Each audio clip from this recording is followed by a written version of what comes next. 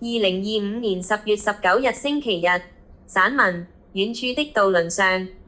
遠處窗外的渡輪，在夕陽西下的海水中映照着金黃，九龍城的燈火一盞一盞地亮了起來，像許多疲倦卻不肯閉上眼的眼睛。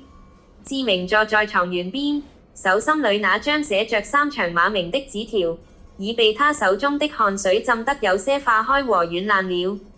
在400尺的公屋內，此刻正得意外地出奇，弟妹們在簾子後溫習的蟋蟀聲，父母在廚房的低語，都像被無形地放大了。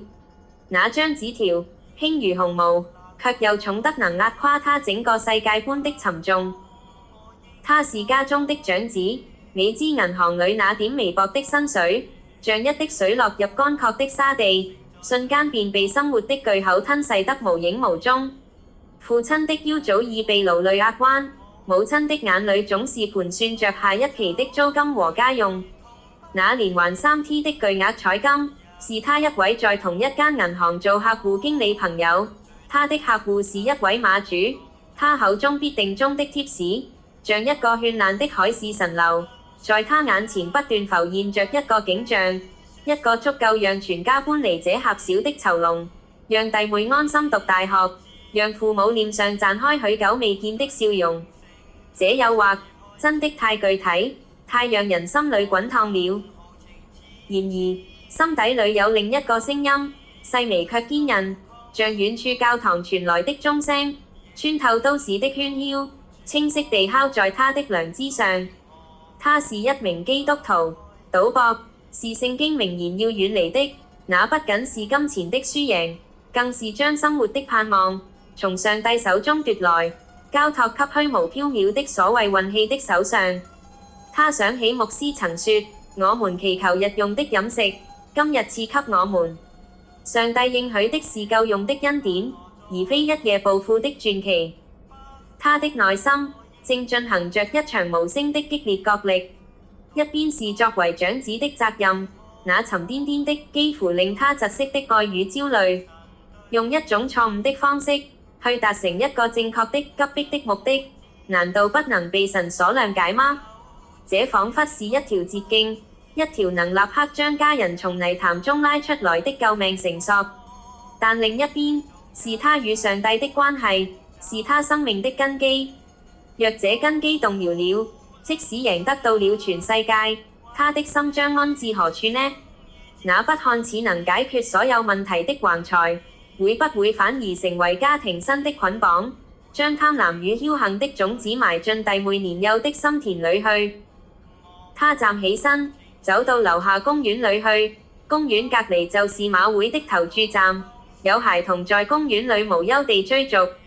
他閉上眼，默默祈禱，紛亂的思緒在禱告中漸漸沉澱。他向上帝陳明他的軟弱，他的掙扎，他對家庭深切的憂慮。他所祈求的不是求印證那貼士是否靈驗，而是求一顆清明的心，能分辨何為上帝所喜悅的道路。忽然，一段經文浮現在他的腦海裏：人就是賺得全世界，賠上自己的生命，有什麼益處呢？馬可福音8章36節，他的心被這節經文猛然撞擊。他豁然開朗，他真正要對抗的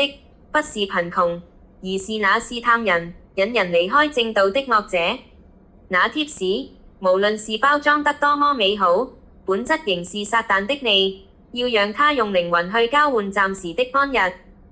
他睜開了眼，眼神不再迷茫。他拿起那張紙條，緩緩地、堅定地將它撕成碎片，看着白色的紙屑如雪花般落進公園裏的垃圾桶內。那一刻，他感到一種前所未有的輕省與平安，那不是金錢能買到的。他深知明天的生活依舊艱難，長子的重擔子並未減輕半分，但他選擇了一條更難卻更穩妥的路上，信靠神。他信靠上帝必會按着他的時候為他加開出路。他需要做的是更忠心地工作，或許尋求進修的機會來提升自己，在節流上更盡智慧，並持續在禱告中將家庭的重擔交託。他也要帶着愛心，與家人一同仰望上帝的供應。